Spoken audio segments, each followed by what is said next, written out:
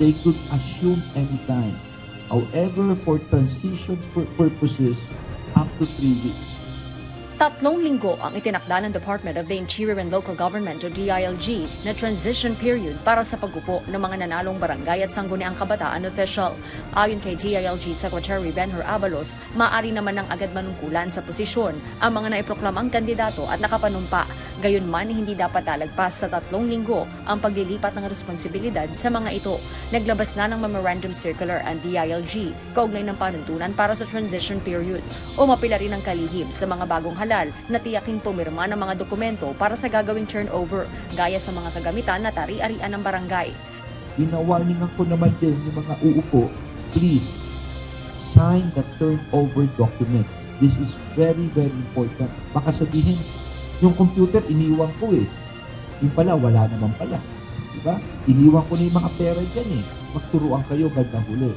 Sang-ayon naman ang Commission on Elections o COMELEC sa itinakdang panahon ng DILG. Ang inaasahan po namin kasi talagang gustong-gusto nang magsilpo ng ating mga barangay officials. Maganda rin po yung 3 weeks kasi sufficient time po yan na maiayos lahat. Alam naman po natin, hindi rin madali mag-inventaryo, hindi madali mag-ayos ng finances. Meron po kasi sariling finances ang ating mga barangay. At maasahan po natin na in 3 weeks time talaga pong matatapos na dapat ang lahat ng transition po na magagawa.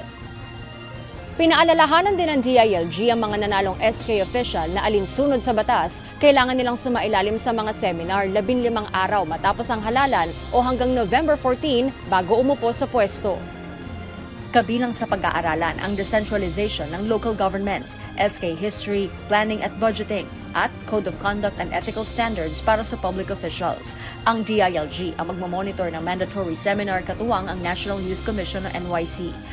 They cannot assume office unless they have undergone this kind of this is mandatory. Kung hindi ka attend, hindi ka na. Importante kasi baka kung ano-anong gawing planning, baka magkamali, mga bata ito eh.